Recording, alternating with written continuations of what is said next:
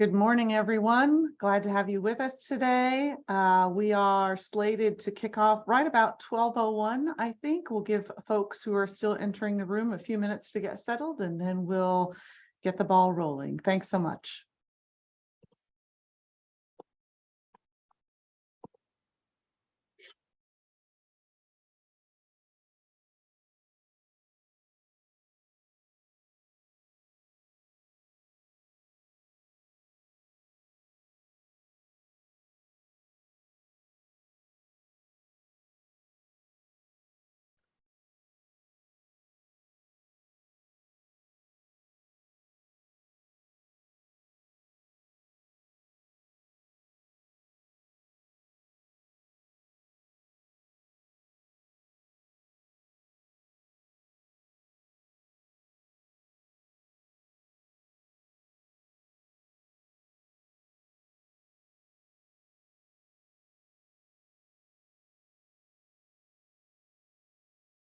Well, good afternoon, everyone. I hope you're having a wonderful sunny Wednesday. My name is Amy Johnson. I'm the Vice Chancellor for Student Affairs here at Carolina, and we're so pleased to have you with us for yet another mental health seminar today. Before we begin and I introduce the program and welcome our facilitator, what I wanted to do is just cover a few housekeeping issues. One is a reminder that both the chat function and the Q&A functions are available for you to engage so that we can have an interactive conversation today. In particular, if you need assistance during the program or have a particular comment or question, we have folks watching both, but the chat function might be the best resource for you during the body of the presentation, if you will. And for the Q&A section, which we will formally have at the end, if you wouldn't mind submitting questions for that portion through the Q&A function, that way we can keep track and observe and sort of tally all of those questions and make sure we don't have duplicates at the end. So those two resources are available to you, and please do send along any comments or observations or questions, reactions that you have. That's always very helpful and ensures that we really do have a dialogue, which is the goal of today. A quick reminder also that we will have CLE credit available for students, and the QR code for that will be presented at the very end of the session following the Q&A program. So with that, I think we are ready to get rocking and rolling here.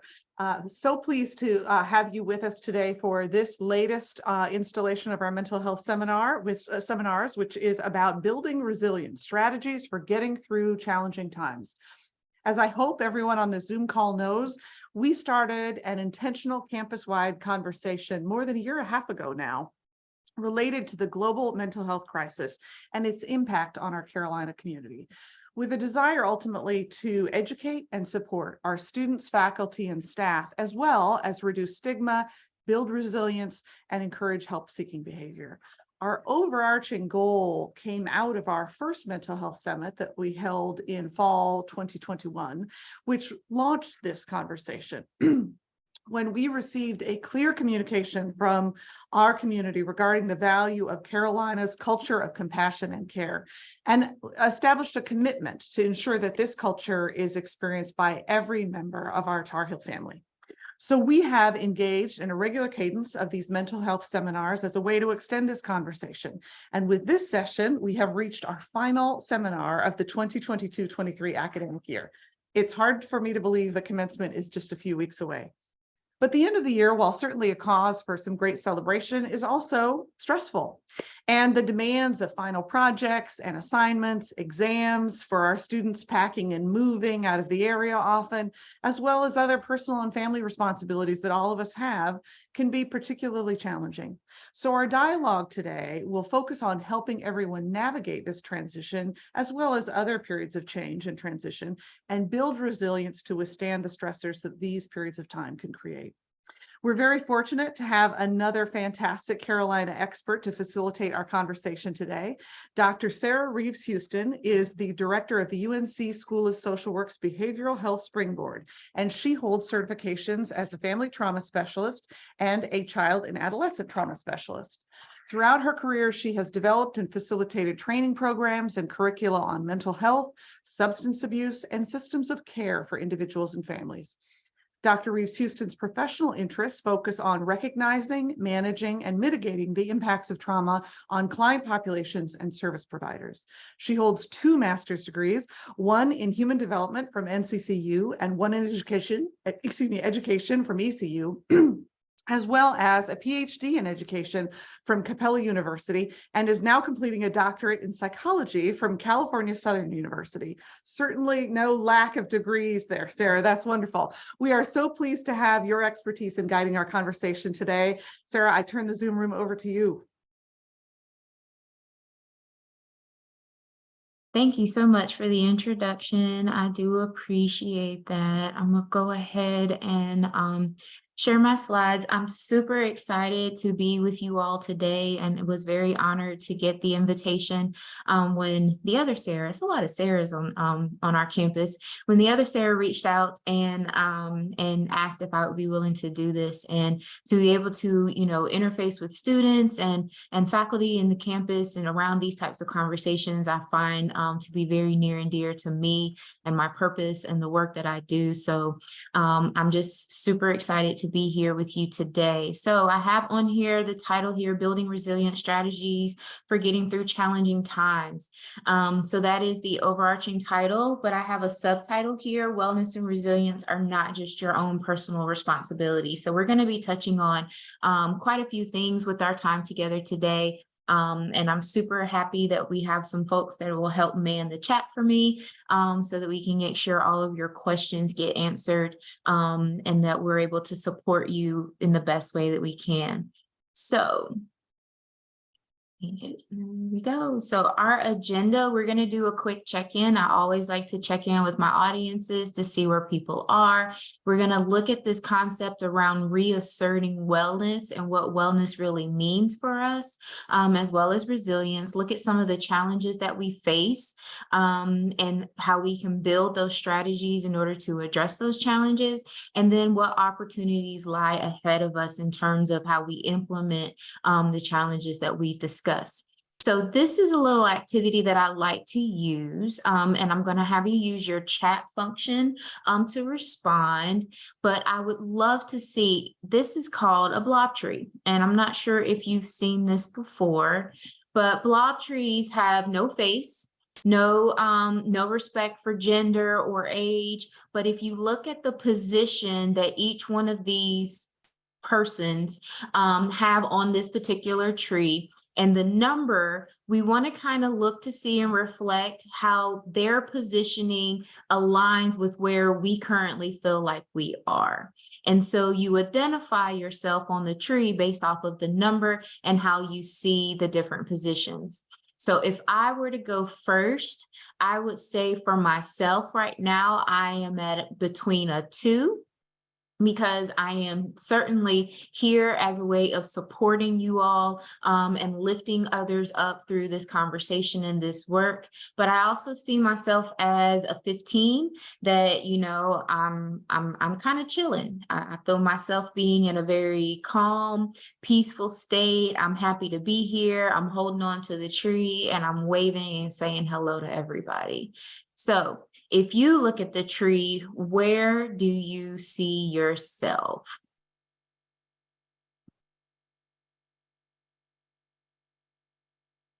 So I'm seeing a 15, a 13, a 6, couple of 6s.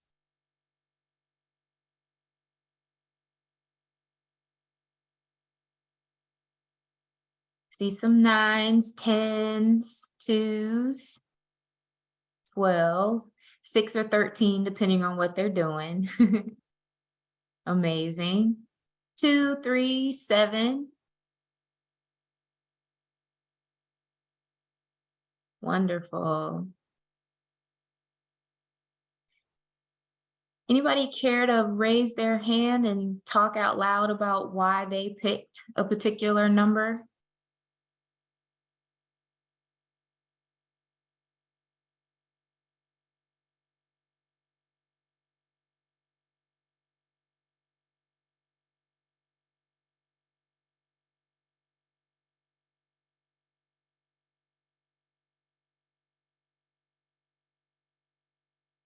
Numbers are still coming in.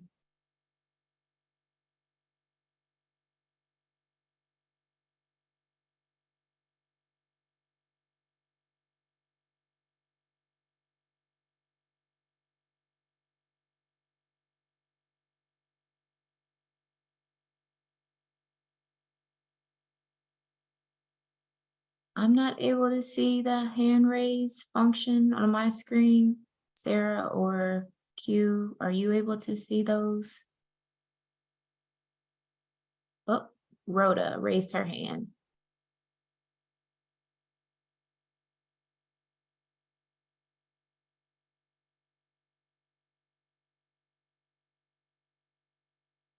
Rhoda, would you like to share?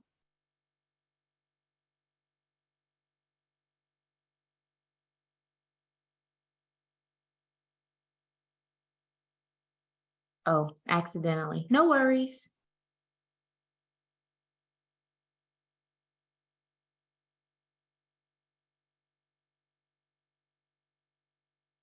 It's always interesting when I do this with students in my class to see how they infer different positions on the tree. I've had some instances where students have said, number 14 is like, I'm on top of the world and I'm ready to go. And then I've had other students to say number 14 looks like they're getting ready to jump. So your personal thoughts, your personal experiences, where you are and how you present, have the ability to influence where you are on this tree. There are lots of different blob trees that you can find on Google.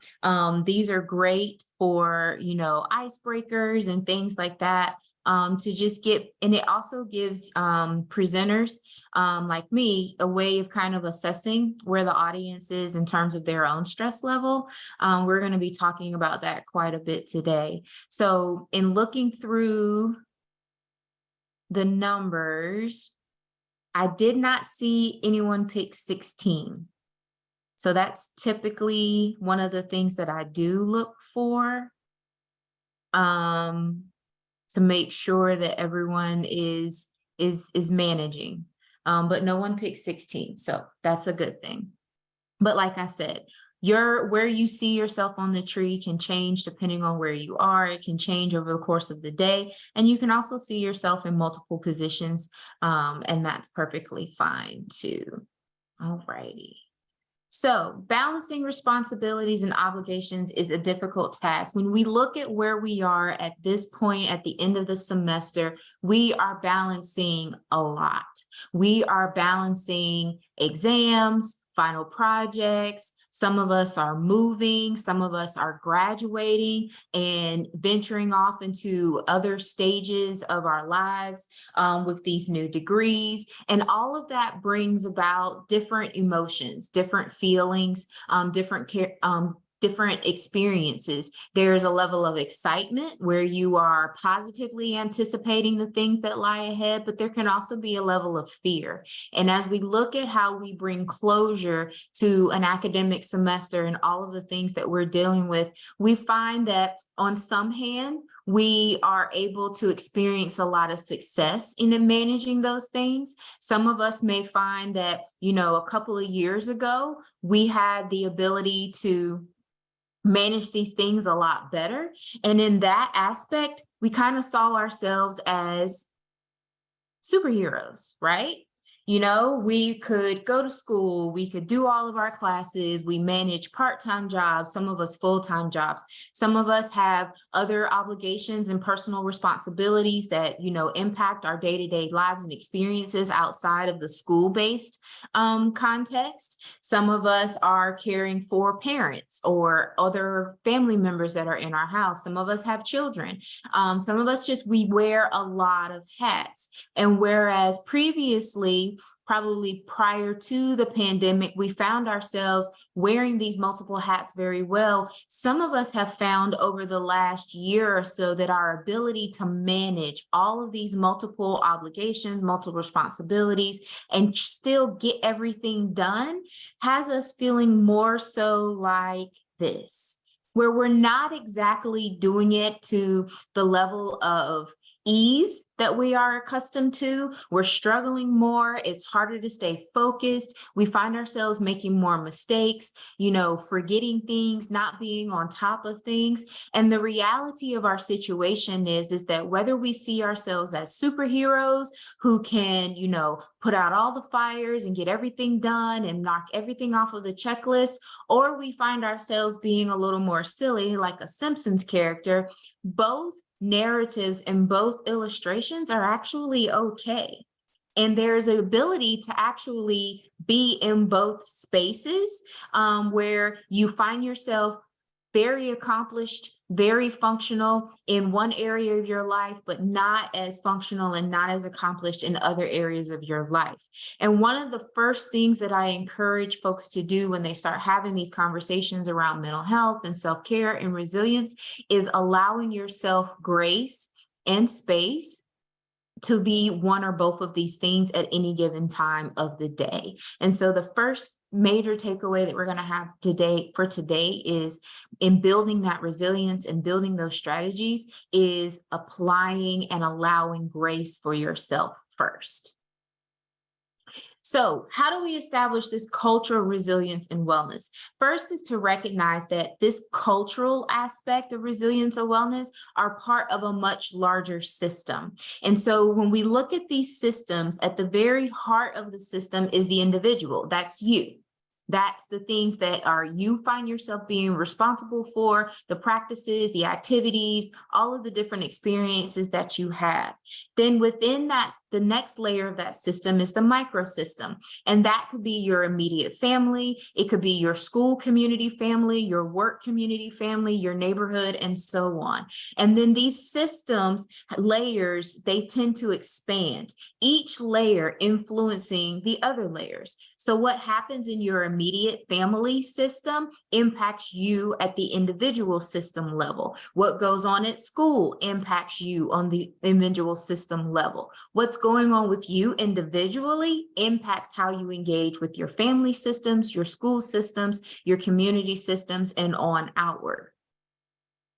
And so while at the heart of the system is the individual, we know that that means that resilience and wellness is going to start with you, but it's not going to end there. And this activity, this workshop that we're in today is a wonderful example of how it starts with you because you chose to come and participate. You chose to log in, register, and be here with us. That is where it started, but it's not where it's going to end for us today. So when we look at wellness and resilience and the supports that exist across these different systems, there was a study that was conducted back in 2020 where it looked at all of the factors of resilience, the fundamental human adaptive systems, and looking at how those factors are consistent across the board. So this researcher looked at individuals and children, looking at the individual, whether they're an adult, they're a child, what are the factors of resilience there? We looked at the factors of resilience within the family system, within school systems, and then within larger communities. And so they outlined what all of those different factors are. And first, they looked at what was consistent across the board.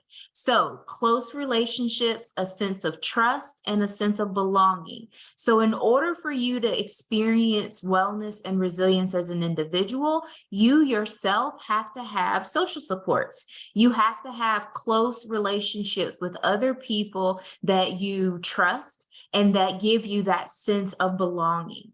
When we look at the family in and of itself, in order for it to be a resilient factor or a resilient system, it has to have a sense of close relationships where there's a sense of trust and belonging. And there's also this notion of cohesion. Cohesion meaning how the different parts of the system work together.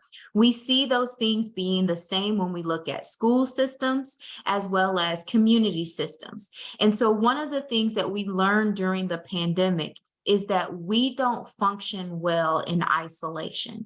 We need the human body, person, the human experience requires a level of social support in order to achieve wellness and resilience. And we learned that very well throughout the pandemic process. And we've seen through in the months and the years post pandemic how important close relationships, trust, and belonging truly are. The other thing that we found that was consistent across all these different systems is this notion of agency, the ability to advocate for one's needs and desires, the ability to acknowledge that I'm not okay, and do that in a way where we are not being subjected to stigma and ridicule and over necessarily other areas of judgment. We've also learned that active coping is a common area of resilience across all of these systems. So being able to figure out mechanisms and strategies that help us manage the stressors that we have, manage the things that we are dealing with, not erase them, because we're going to talk about this in a little bit. Stress is actually necessary for our normal functioning, and it is a part of wellness to have some degree of stress, but how do we manage those stressors? And so the next level that was also consistent is problem solving. So from a stress-based perspective or a stress management perspective, problem solving provides action-oriented engagement in doing something to manage those stressors.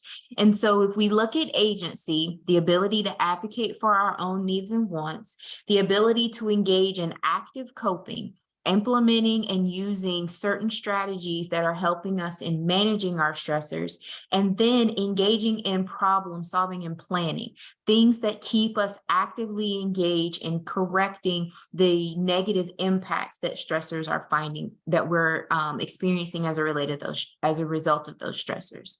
And so I found this particular study to be really interesting because no matter where we are within the system, at the individual level, all the way up to the community level, the aspects of resilience and wellness are going to be the same. So why resilience? Why wellness? Why self-care? Why do we keep having all of these conversations? We have been experiencing high degrees of community trauma and toxic stress for the last several years. If we look at the news, the things that are shared on the news, the things that are shared on social media, the experiences that we have as individuals, things around race, things around politics, things around just community health and well-being, all of that has created a lot of issues for us as a collective society that have always been there. But with the pandemic, it was like the Band-Aid was ripped off and the sores were actually exposed in a way that we couldn't hide those anymore. We have a significant uptick. Hold on one second, I'm getting ready to sneeze. Okay, we've had a significant uptick in what we call our mental health crisis, where the prevalence of mental health challenges and substance use challenges are at an all-time high, and they're hitting that high when the number of providers and people who are equipped to provide the resources and the services and the treatments that are needed are at an all-time low. So our higher education systems are not producing the number of practitioners that are needed to address concerns at the level that is going to sustain and actually help our communities. But we also have a high number of currently practicing providers who are leaving. And why are they leaving? Burnout and compassion fatigue. We had, because of the overwhelming amount of need that was created during the pandemic and post-pandemic, the ability for people to maintain the level of engagement with people is just not where it needs to be. I use this metaphor of when I'm talking with practitioners and providers around these issues, I use this metaphor of, if you touch a hot eye on a stove, the first time you touch it, you could move your finger away and not be burned.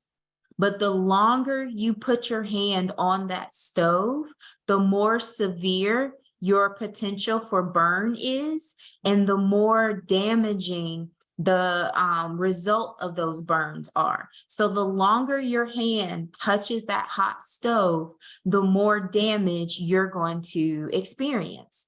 And when you're working as a practitioner, when you're working with individuals, high numbers of individuals and populations who have significant and persistent mental health challenges, the longer you engage with those hot eyes, the more likely you are to be burned by them. And so we have to weigh that and look at how that impacts our community, how it impacts the work that we do, and just this understanding of what this mental health crisis really looks like. Interpersonal dynamics and conflicts, again, always been there. But now we're more aware of them. We're more aware of just how much we need social interaction, but also how sometimes social interactions are not healthy and how we deal with that. We have personal challenge, there's financial challenge, there's social emotional challenges, there's a lot of challenges that exist. And specific to our campus community, educational and professional expectations and responsibilities are really high. So if you think about that previous slide where I had the Incredibles and then I had the Simpsons, you know, managing all of the different hats that we're wearing right now is more challenging for us, and it weighs on us in a way that we haven't previously experienced. And so that's why we need to continue to have these conversations around resilience, wellness, and self-care.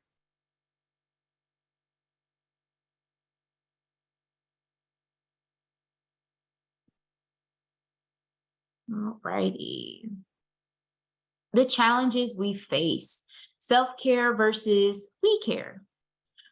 So resilience and wellness involve both personal accountability as well as collective responsibility. Like I said before, if you look at the various systems, at the heart of the system is the individual. And so your willingness to engage in these types of conversations, to attend these types of webinars is super, super, super important and very much needs to be commended. But the collective responsibility that comes along with it is the fact that our campus student affairs has presented a way for us to collectively have these conversations. It's very cool for me to hear Miss Dr. Johnson talk about how this is a series of webinars that's been going on for well over a year. That speaks directly to that collective responsibility piece. And so making sure that you have a campus community that acknowledges the importance of resilience and wellness and provides spaces for you to have conversation around those types of things on a consistent basis. And that really does help to create that wraparound support that is very much needed. So expanding our self-awareness and understanding of which patterns of thought actually impact our own well-being. And so we're going to be talking quite a bit about patterns of thought and how the messages that we provide to ourselves do a lot to speak to our ability to manage our own mental health, seek resources and supports when we're needing to, and find ways that we can support our own resilience while we are in spaces that are collectively supporting our resilience. And creating workplace and school place environments that support this kind of engagement, it's not easy.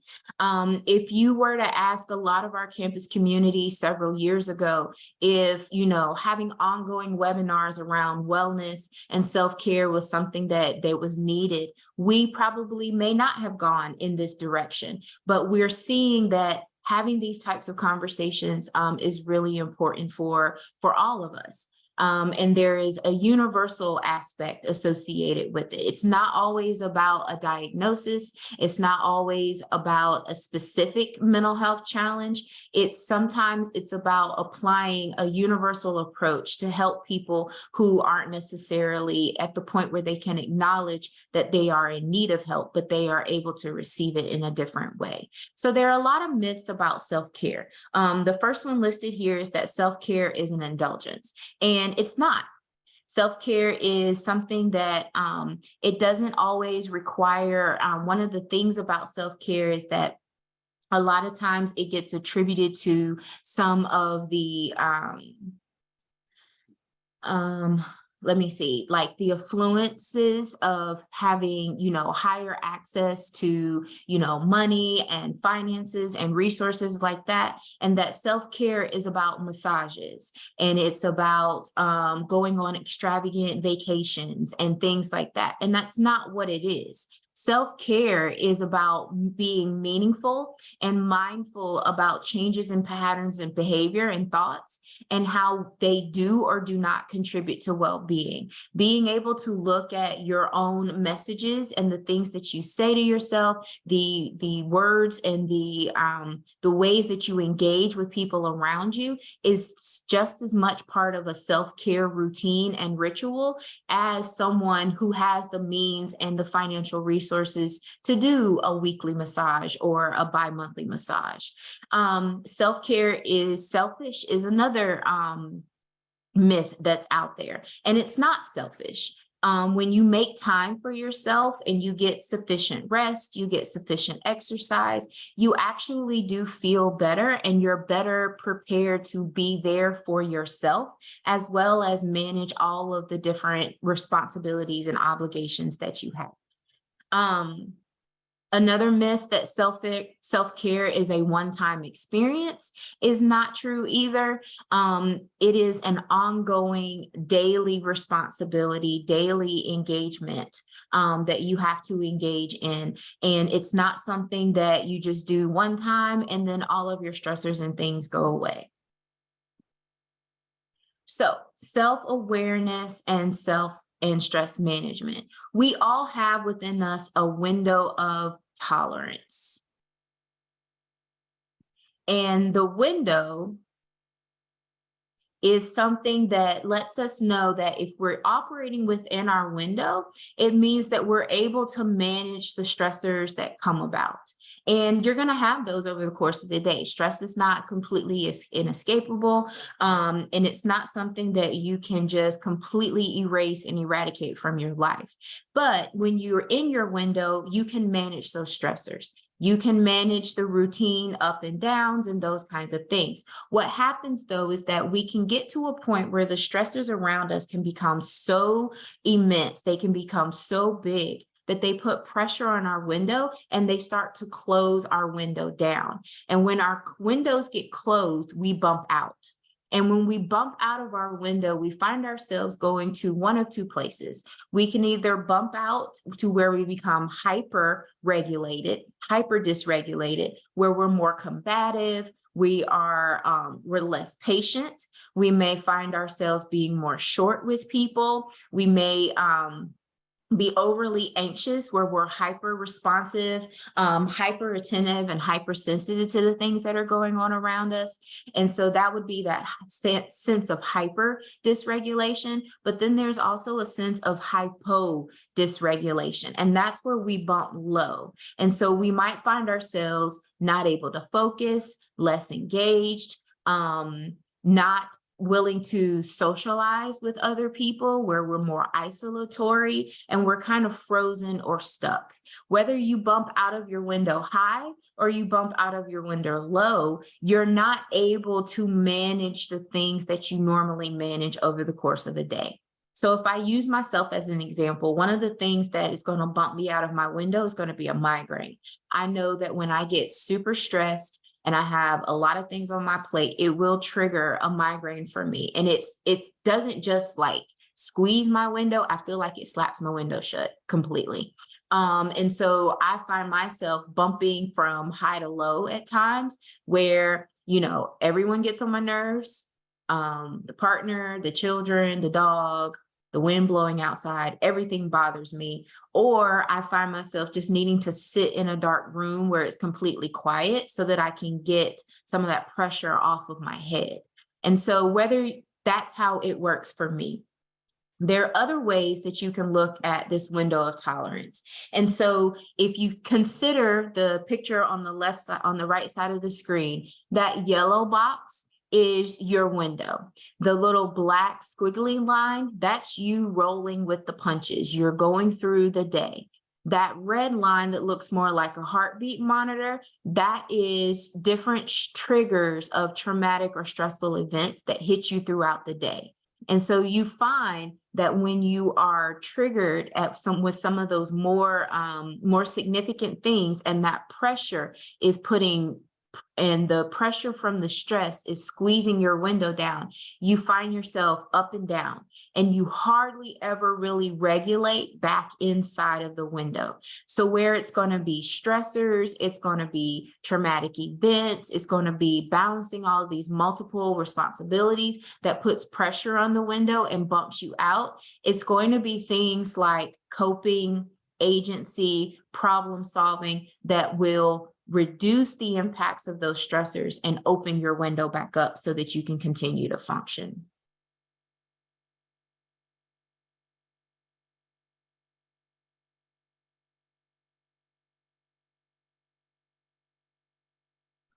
Alrighty. So why do we get stuck in stress?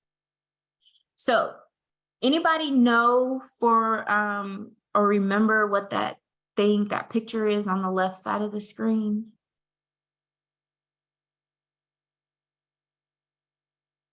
Anybody seen one of those before? Am I aging myself?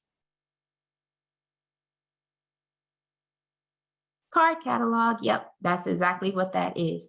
And so in your brain, your brain has its own card catalog type system. So back when I was little, when we went to the library, you had to go to the card catalog, find the book that you wanted, go get the number off of the Dewey Decimal System, and then they would go and you would go find the book on the shelf, and then they would stamp it and they would hold that card in place. But it was a very intricate system that was used to catalog all of the books in the library.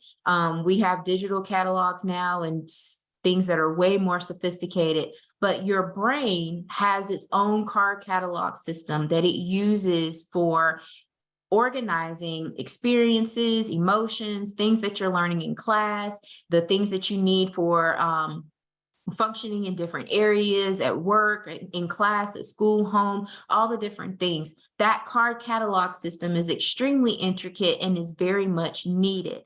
When you are experiencing high degrees of stress or high amounts of stress, that stress can cause persistently disorganized thoughts and dysregulated emotions. And so instead of your brain's card catalog being neat, when you are experiencing those stressors, you find that it looks more like what's depicted here in this little picture. You've got drawers that are hanging open, cards are hanging out, they're poked up, they're not necessarily where they need it to be. And that impacts how you engage with others, how you manage yourself, and the messaging that you give yourself. And these patterns of thoughts and behaviors that come along with these stresses, for a lot of us, they're really subconscious. We're not really aware of them. And so if we're not paying attention to where we are in our windows, it's harder for us to acknowledge when we are allowing the stressors and the things that are going on around us to negatively impact the messaging that we're giving ourselves, or the negativity that our bodies are experiencing as a result of the stress. Because strangely enough, your brain and your body can't differentiate between a stress and a stressor, which is actually a strange concept. It sees it all as one thing. And so I'll give you a clear example of that in a minute. But recognizing the inability for us to differentiate between stress and stressors, that means that your body doesn't understand the difference between filing taxes, tax days coming up, and preparing for a final exam. It sees it all in one. It is the same. It doesn't see one as having more priority over the other, and it can't separate from what you're experiencing as lack of focus, disrupted sleep, poor eating habits, all of those different behavioral type things. It's not necessarily going to attribute that to the stressor. It's just going to recognize the stress response, if that makes sense. And so when we have all of these stressors around us, those stressors can become chronic, and chronic stress can become expected stress. And then once we get to the point where we expect it all the time, we start to accept it. And so, in other words, that stress that we're experiencing, it becomes a new normal for us. And what we'll do is we'll start to create stress for ourselves because stress has become so normal. And we find safety in familiarity, even when familiarity is not necessarily good for us. I know very much so that it is not good for me to eat a pint of Ben and Jerry's every night before I go to bed. And when I am in a healthy space, when I am managing my stressors and I am coping and doing what I'm supposed to do, I am very much aware of the fact that I can just eat a spoonful and I'm good. But when I'm not at a good place, the spoonful turns into a cup, which might be a bowl, and I look up and the pint is almost gone and I've eaten it. We find familiarity in things that aren't necessarily good for us, and we find safety in things that are familiar, whether they're good for us or not. And we struggle with coherence as a result of that, which is our ability to make sense of things. How we define things for ourselves, we struggle with that. I'm going to give you an example of coherence. So if I was walking down the street and a stranger paid me a compliment and said, "Hey, I like your shirt," I would say thank you and I would keep moving. But if my partner looked at me and said, "Hey, I like your shirt," the meaning that I attach to my partner's opinion is going to make that comment mean more to me. At the end of the day, the stranger and my partner use the exact same words. "Hey, I like your shirt." But coherence, how I make sense of it and the meaning that I attach to it, is going to weigh in and add to the meaning of those particular words in a different way. And coherence is something that we have responsibility for. How the meaning that we assign to words and the meaning that we assign to experiences is something that we retain responsibility for and we have power over. So, the lion and the fairy. I'm going to share a story. So if you remember on the previous slide, I said that your brain and your body don't have a way of recognizing making a difference between stress and stressors. So let's just say, for example, you're going on an African safari and you decide to venture off and you see a lion and the lion sees you. And the lion in that moment looks at you and realizes that you look like a really great snack. And so the lion starts to charge at you full steam ahead. And it is running to you because the lion hasn't eaten in several days. And you are the first thing that they've come across that seems like they can, heal that hunger that they have been dealing with. And magically, let's talk about you, for example. In that moment, you have technically 4 stress responses. You can run from the lion, you can fight the lion, which I wouldn't necessarily encourage, or you can freeze and hold really still and hope the lion thinks that you're dead. There's also a 4th stress response that's fun, but that doesn't really apply in this particular story. So let's just say you decide to fight the lion. You're going to put up your dukes, you're ready to go, and you are going to fight this lion. And magically, out of the air, a fairy appears with a magic wand, bibbity bobbity, boops the lion on the head, and the lion disappears into a puff of glitter. In that particular moment, you can recognize and acknowledge that the lion is gone. But your body is not going to recognize that the lion is gone in that moment at the same level. So all of the stress hormones that your body is experiencing, the increase in heart rate, the increase in temperature, the sweating, the clammy hands, the palpitations, all of those things that were putting your body into fight, flight, or freeze mode in that moment, they don't magically go away. So when we talk about building resilience, building strategies that support wellness and self-care, we have to be aware of the fact that there is a psychological component of stress management as well as a physiological component of stress management. And in order for us to effectively create that sense of resilience, we have to deal with both the psychological and the physiological. So PERMA. PERMA is a theory of well-being that was developed by Seligman, and it first got traction, I believe, back in like 2011. And we see a lot of PERMA around positive psychology, if you've ever taken a class on positive psychology or listened to a TED Talk. But PERMA is a theory of well-being. And PERMA stands for positive emotions, engagement, relationships, meaning, and accomplishment. And it really does look at it from a theoretical standpoint. What does well-being and happiness really look like for us as people and individuals?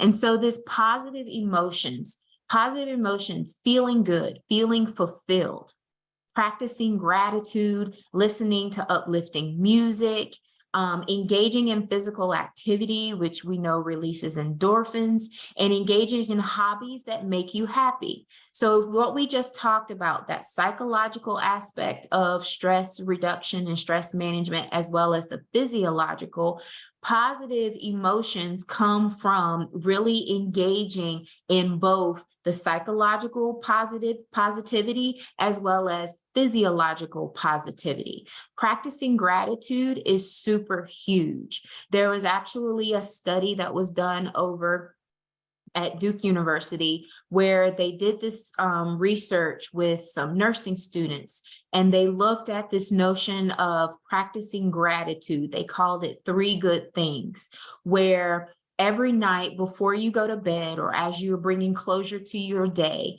you really consciously and intentionally think about 3 good things that you experienced over the course of the day and the role that you played in actually making that experience come to fruition. And so what they found is that over a 30-day time period of engaging these nursing students, they found that they had improved quality of sleep. As a result of these exercises, they had improved sense of work satisfaction, educational school satisfaction, and just their overall sense of well-being significantly increased. And that's because our brains, we have what we call red flag systems or alarm systems that address the negativity that we experience. And a way of protecting ourselves is to create these alarms that go off in our brains anytime that we come across something that could be potentially harmful for us. And so because we are hypersensitive to stress, hypersensitive to threats, we don't pay as much attention to things that are actually positive for us. And so by being more intentional and being more mindful and conscious about how we engage in more positive emotions and positive experiences, it allows us to balance out the negativity that we're evolutionarily wired to already pay attention to. So there's this thought that says our minds are Teflon for good and Velcro for bad. That Velcro for bad or for negativity is how we protect ourselves. But that Teflon for good means that we're not paying attention. And much like that freshly coated Teflon pan, things are just going to slide straight off with no sticking or anything. And so we have to retrain our brains to pay attention to positive things. And so it's not a toxic positivity. In that sense, it's more so being intentional about where positive naturally and purposefully exists. The E for engagement means that we become completely engrossed in whatever we're doing. Instead of, giving 25% to this thing and 15% to this thing, it means that we give 100%.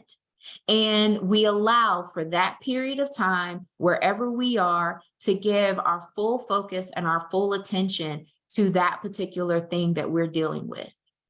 Being in these virtual worlds where we have multiple screens, we have multiple devices, we have cell phones and tablets and computers, it's not uncommon that someone could be in this particular webinar and doing something else on their phone. We can't be 100% if we're split between two different devices.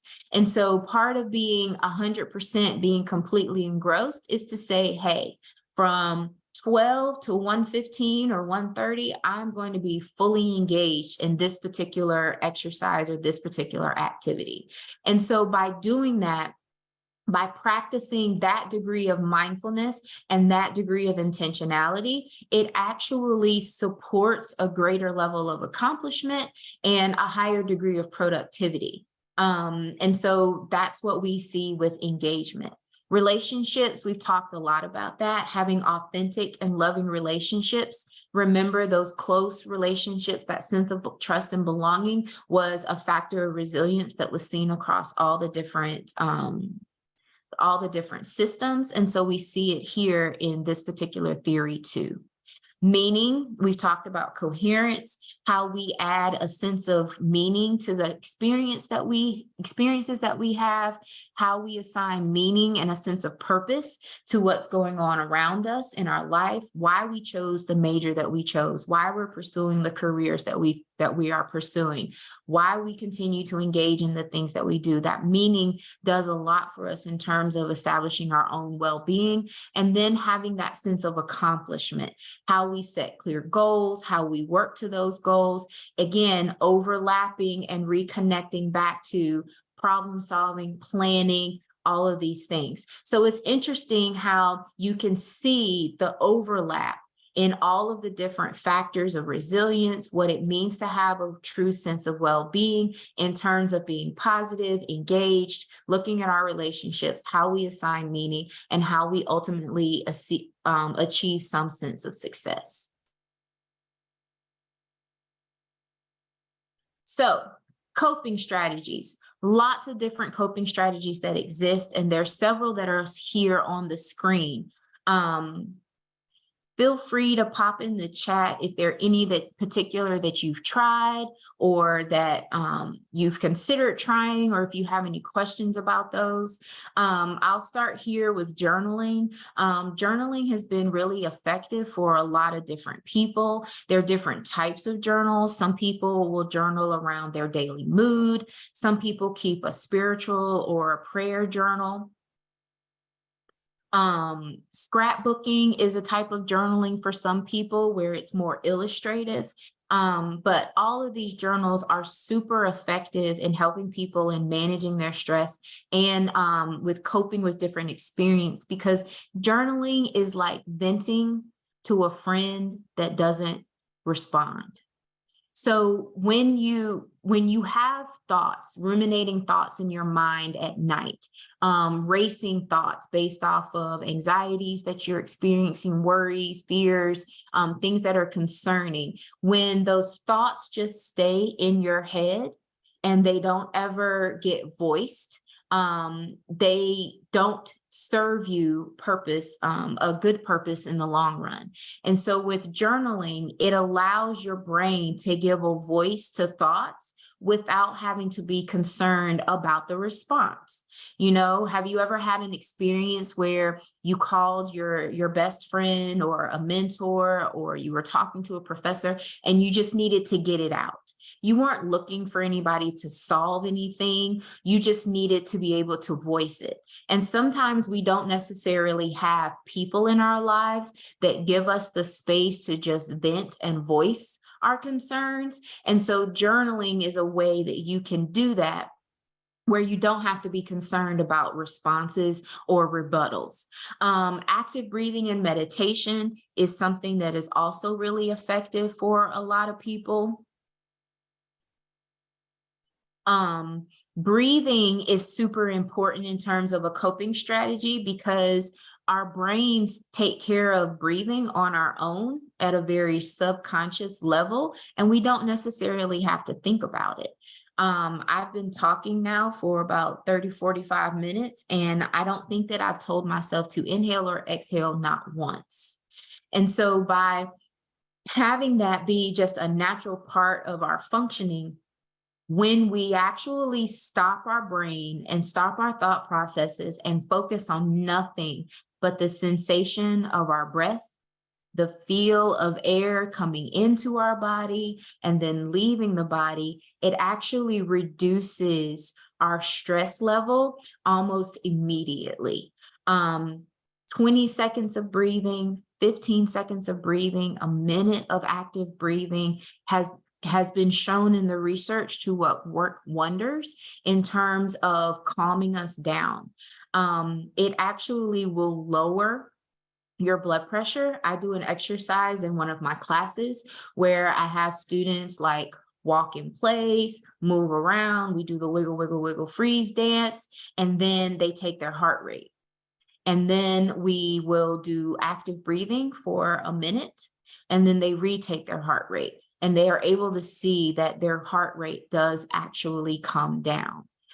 There are different types of meditation apps and breathing apps that you can get on your phones through YouTube that are open source, that are really important, are really helpful for a lot of folks. But sometimes it's just a matter of when you know you're getting ready to do something that is stressful or that's worrisome or challenging, just stopping and taking 1 or 2 long, deep breaths can calm you. It can open up your window so that you're not feeling those stressors. Progressive muscle relaxation is a really great tool. It helps you with acknowledging or recognizing where tension exists in the body.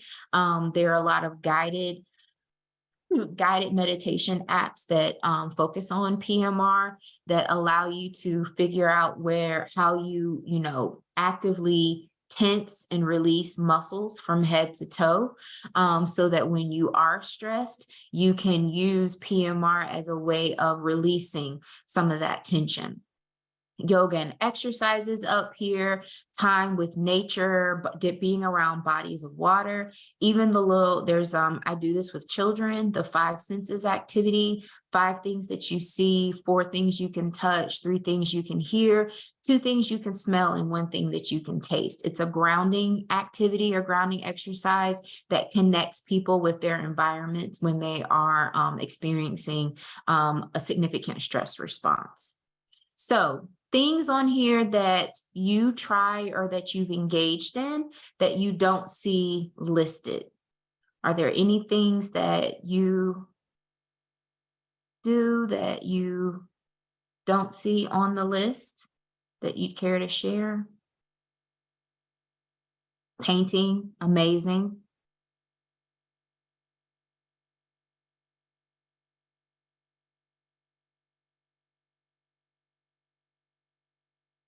Artistic expression is a wonderful way of dealing with stress. Listening to music, amazing. Anybody take like 5-10 minute TikTok breaks where you watch a stream of videos that make you laugh? Adult coloring books are amazing. Gardening is amazing. Reading is wonderful. Gaming. I think the me isn't related to the TikTok. Crochet. Again, all of these things, working out, all of these things address both the psychological and the physiological aspects of stress. Being around your animals, your pets, fur babies, listening to music. Yes, all of these things are really great. So as a couple of side notes, Coping does take time. Learning and figuring out what is an effective coping mechanism for you. It does take some trial and error, and you do have to try certain things multiple times in order to see if you're going to see any benefit in them, and also trying different things. So we have what we call in the moment coping, and then there's more long-term coping. In the moment coping are things like breathing. Doesn't matter where you are. You can be in class, you can be, preparing for a staff meeting, you can be getting ready to take a test, and you can breathe anywhere and it doesn't require anything. One of my coping strategies, coping mechanism, is a hot bath. So if I'm feeling stressed in the middle of a staff meeting, that's not something I can really access in that particular moment. And so it doesn't mean that it doesn't work. It just means that there's certain spaces where I'm not able to access some of the coping mechanisms that work best for me. And so you have to have a toolbox, so to speak, that is versatile enough that you can access different things at different points of the day. And then there's also another note here where you have to be careful about what's considered healthy coping and what's considered unhealthy coping. So I threw TikTok out there because, taking a 5-10 minute brain break to laugh at TikTok videos is really healthy. And it's something that can be very helpful for you. But when your brain break turns into an hour and you look up and you realize that you've missed class, or now you're time crunched and getting studying done and things like that, that coping strategy that was meant to be time limited has created other stressors for you. And so now we see that coping strategy as being something that's not as healthy. Other things that go on the coping strategy list could be, a glass of wine. It could be eating sweets like chocolate or cake or ice cream. Again, in a certain degree of moderation, those things can have some good utility for different people. But when we overindulge and we overuse those types of strategies, they can create other stressors. I did a mental health first aid training with some students, and someone talked about Amazon being their coping strategy. Great example of how it can be helpful, but it can also be not so helpful if it's not used the right way.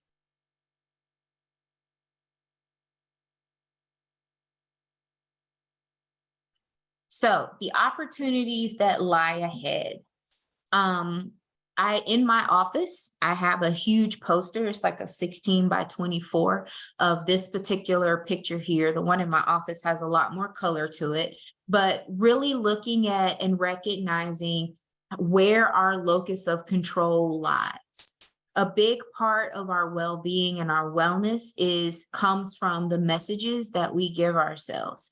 And so part of those messages and things that we say to ourselves fall in with those things that are actually in our control. So I can control my thoughts, I can control my actions, I control the goals I set, I control how I choose to handle challenges, how I set boundaries, how I spend my free time, how I speak to myself. And my favorite one on this slide is what I give my energy to. Those are all things that are well within my control. I can control how much I study. I can control, the major that I chose. I can control all of those types of things. What I can't control are the actions of others, things that happened in the past, opinions of others, things that happen around me, the future, how others take care of themselves, what other people think of me. A lot of our stress falls under, if we are completely honest with ourselves, a lot of our stress falls under or is attributed to things that are really outside of our control. And when we recognize where they are, where those stressors lie, whether they're in our control, out of our control, it changes the meaning that we assign to those experiences, to those stressors, and how we choose to engage with them. And so there's this parable of the second arrow, and it talks about how if you're walking through the woods and you're accidentally shot by an arrow, being shot by the arrow was something that was technically out of your control. Does it hurt? Absolutely. Just because something is out of your control doesn't mean that it doesn't cause pain. What is in your control, though, is the meaning that you associate with that experience and the meaning that you assign to the pain that you're experiencing. So the second arrow means that the first arrow was what hurt you, it was out of your control. The second arrow is how you choose to respond to the experience. So if you think about the example that I gave where I said you were walking down the street and a stranger said, "I like your shirt," versus your partner saying, "I like your shirt." Think about it in the context of a more negative experience. A stranger could say, "Ew, that's an ugly shirt." That you don't really know this person. It would be a lot easier for you to let those words just kind of roll. But if somebody that you cared about, a significant other, a parent, somebody whose opinion really mattered to you was to say, "Ew, that's an ugly shirt." The pain, the emotional pain that you've experienced has the potential to be greater because of how you made sense of the comment and what it meant for you. So that second arrow is something that you have the ability to control. And we want to make sure that we're aware of that because that's what controls the messages that we give ourselves and the things that we say to ourselves.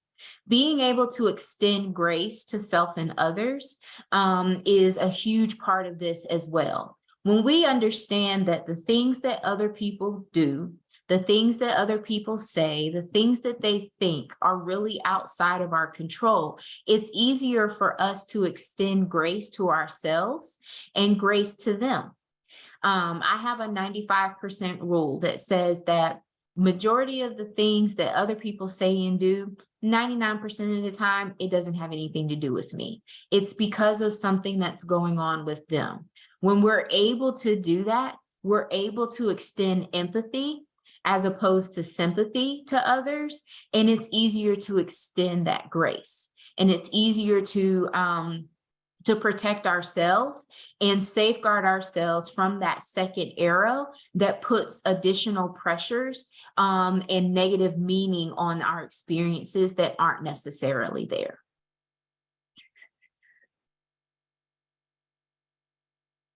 And lastly, on this slide, it says to model and not mirror. So we want to be intentional, we want to be honest, and we want to be kind. So in managing all of our stressors and recognizing whether we're in our windows, whether we're outside of our windows, all of that has the ability for us to be more mindful for how we're engaging and how we're treating ourselves and how we're treating each other. And so being intentional about positive experiences, being kind to ourselves when we recognize that we're just not having a good day, it makes it easier for us to engage with other people and extend that grace to those that are around us. So maintaining that balance, all of these things, the coping, the studying, getting ready for exams, preparing for the next phase, the next semester, the things that are lying ahead of us. In order for us to really have that sense of wellness and build that sense of resiliency, we have to create that balance in our mind, our bodies, and our spirits. We have to be conscious about where we're placing expectations in terms of our own performance and even the expectations that we have of others.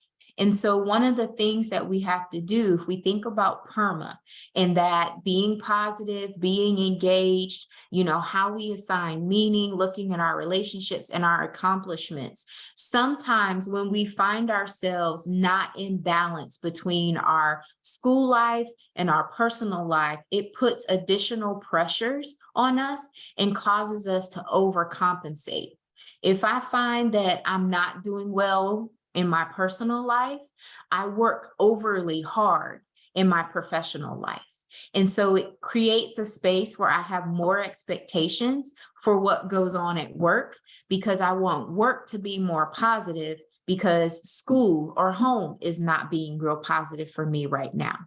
Instead of placing additional expectations in other areas of our life, if we're able to balance out our stressors, if we're able to balance out and acknowledge the positivity that exists in every space that we engage in, it keeps us from running from one as a way of overcompensating from the other, but it also keeps us in a place where we're able to experience well-being, joy, and happiness in multiple areas of our life.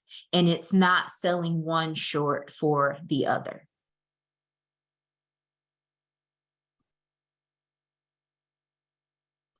So, final thoughts before we open up for Q&A. Is this notion of being a thermostat and not a thermometer. And so being a thermostat, if you think about it, the thermostat that sits on the wall, it sets the tone for the temperature in whatever space that you're in. I just got a new thermostat in my office. I walked into my office for several weeks and it was just freezing cold. And the thermostat said that it was supposed to be 71. But it was freezing in there. And so I had to call the maintenance guy for our building. And he comes in with his little tool and he shoots it at the vent. And the air that was coming out was actually 57 degrees. That's why I was freezing in my office. And so we had to turn the thermostat off, recognizing that the thermostat was broken. The thermostat in my office was not able to set the tone for where I needed to be and what needed to be going on in my office. And that's sometimes what we have to do for ourselves and for the people that are around us. Recognize when our thermostats are broken, because if we don't, we'll just keep blowing air and not make any progress. And sometimes when we are able to see, all the time, when we're able to see that our thermostats are broken, it gives us the opportunity to pause, kind of recalibrate and see where we are so that we can get back inside of our windows and we can really engage with the things that we're supposed to be doing and have and accomplish the things that we're supposed to be doing as students, staff, or whomever. Thermometers reflect temperatures. They react.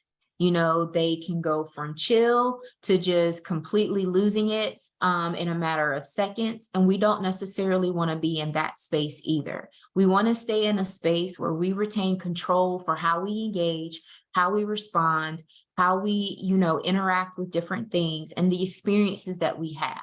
And so we have to be mindful of how we choose to define the events and experiences that go on around us. And so we want to practice healthy coherence. We want to practice healthy coping. We want to be able to acknowledge and be honest with ourselves when we recognize that the coping strategies we're using are creating additional stressors, or we're just not practicing good coping at all. We want to acknowledge when we are, our messaging is actually negatively impacting our experiences, and that we have the ability to control those messages in a much more stronger way. And so when we get to the point that we're able to do this for ourselves, then that collective aspect comes back into play, where we teach others and we reach out to others when we notice that their thermostats are not working the right way, or that their windows seem to be really small. And it's amazing how impactful it can be to hear someone say, "Hey, you don't seem like you're at a good place. Is there something that you would like to talk about?" And sometimes just noticing or knowing that somebody else is noticing that you're struggling can be really, really helpful. And it helps to build that sense of community and that sense of resilience. So I think that is all that I had. So I'm going to stop the share screen. And we have a few minutes for Q&A. Fantastic. Thank you so much, Sarah. Really appreciate that. While we give folks a few moments to put things in the Q&A box so that we can get rocking and rolling with our question and answer session, one of the things that I think is always of interest, particularly for our student community, but perhaps for everyone, is a little bit of background insight into how you got into this field. Was there something that was particularly compelling for you that might be instructive for somebody who is thinking about going into behavioral health, pursuing a social work degree? What was your entree, and any advice that you have for others who may be considering it too? Awesome. Thank you for that question. So I had a roundabout way of kind of getting into this work. I started out as a high school science and math teacher. And I worked with, students. I taught all math, all sciences that are taught in the high school setting. And I quickly, like within the first year of teaching, came to understand that you can have the most effective curriculum, you can have the most effective instruction and the most effective instructor. But if the learner themselves is not socially, emotionally primed to receive learning, it's not going to happen. And so looking at all of those external factors that interfere with learning is really what got me into this. My first PhD is really around curriculum and instruction. And even in doing that research, there's a gap. There's a gap in achievement. There's a gap in our ability to really acquire knowledge. And it has a lot to do with where we are from a social, emotional, and behavioral standpoint. And so that's kind of how I got into this, seeing those gaps in my students, their ability to grasp concepts, their ability to perform, understanding that it wasn't a limitation in curricula. It was a gap in just their ability to access the learning. And it's a different part of the brain. We talk about a learning brain versus a survival brain. And a child or an individual, that goes for us as adult learners, when we are in survival mode, we can't be in learning mode. And so how do you address that? That's great. Thanks so much.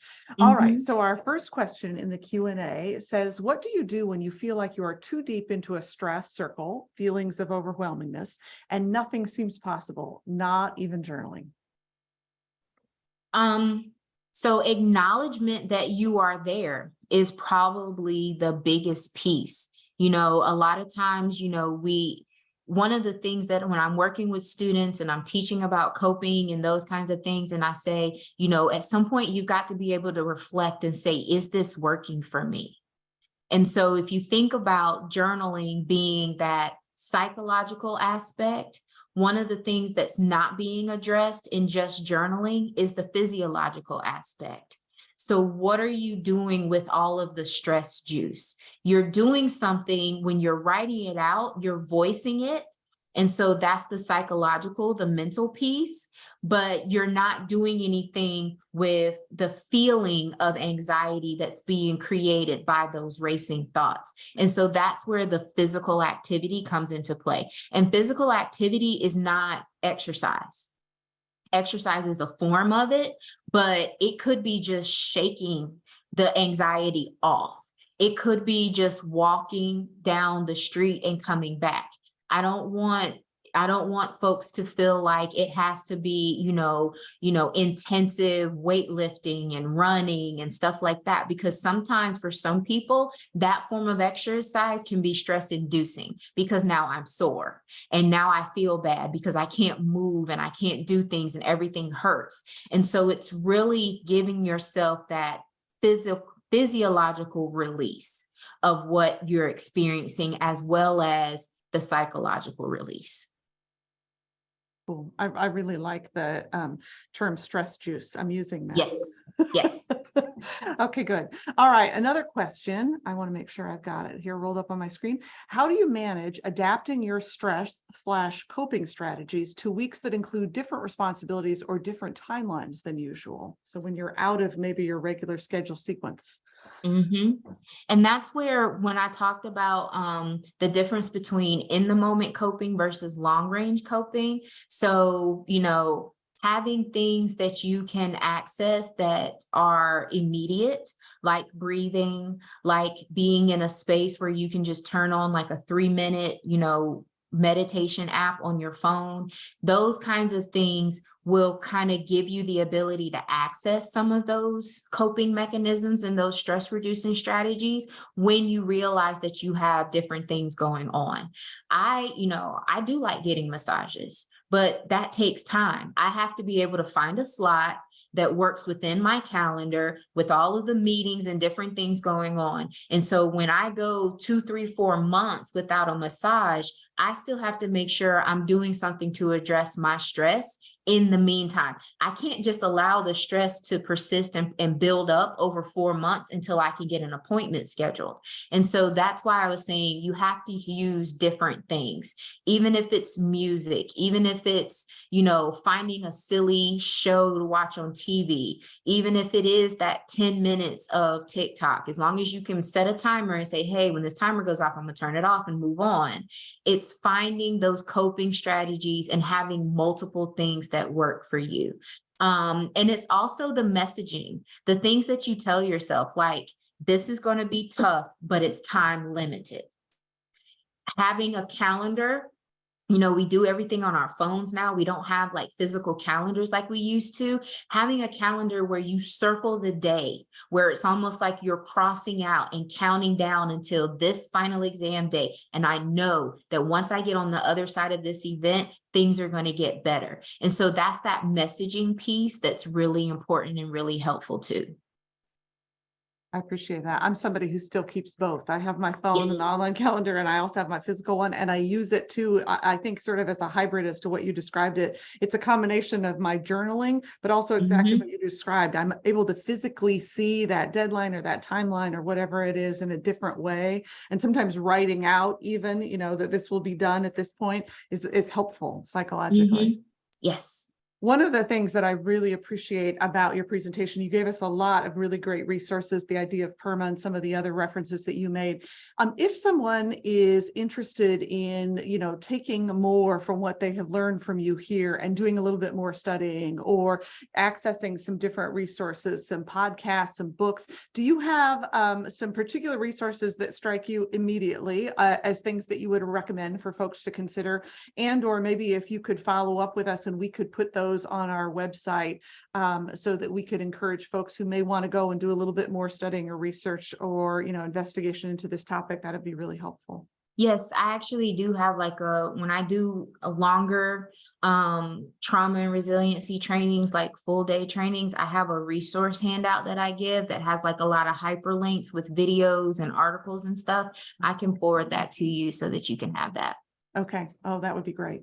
And then one of the things that I know often comes up with students here also is, I am fascinated by this presentation. I really loved you and your style. Are there ways in particular that if students are interested in working with you and your colleagues in your team, that they could reach out and get connected or, any opportunities like that to be able to work with you all? Yes, definitely. So Behavioral Health Springboard, we always have we have student workers, we have interns. So if you reach out to me, I can connect you because we bring folks on at the beginning of every academic year, and we typically have 4 or 5 students. I can assign folks who have the availability and interest to some of our education program specialists who do a lot of trainings with different practitioners across the state. And so that would be an excellent way for you to get connected with us. That's terrific. I also take as a note, I think you are maybe the second or the third facilitator we've had that started off as a K through 12 teacher. And I note that I find some of that experience and enthusiasm for the work sort of is infused in what you do now. So that's really Yes. wonderful. Well, Yes. I don't see, unless anybody else has any burning last minute questions, please feel free to pop them into the chat or the Q&A. But otherwise, seeing none, Sarah, I just want to thank you so much for a really great and informative presentation. Also one that gave us a lot of terrific tools to use that we can put into place right away. That's Yes. particularly valuable. This, as I noted, is our last mental health seminar of the year. However, we are always interested in getting feedback and ideas regarding other topics that you would be interested in discussing. Please access our Heals Care Network website, both as a way to go and check out some of the resources that we've talked about today. That's where we'll put the stuff that Sarah said that she would follow up with us about. And also where you can send us additional topics, ideas, things that you need, other resources that we can be adding to Heals Care Network. So please go to care.unc.edu as a primary tool to be able to access myriad university resources and also connect with us on this and other topics. I would like to again thank Dr. Sarah Reives-Houston so much for your presentation today. Thank you, as always, to our intrepid Sarah Stallman and Quentin Bob for making everything go behind the scenes and so seamlessly. That's wonderful. And also, as is up on the website, if you are interested in a campus life experience or CLE credit, there is your primary resource for that. And otherwise, we wish you all the best in the final weeks of the semester, whether you are taking exams or grading exams, or doing something altogether different. Have a wonderful remainder of the spring. Send us other ideas, and we will look forward to seeing you back in our seminars again in the fall. Thanks again, Sarah. Take good care, Thank everybody. you.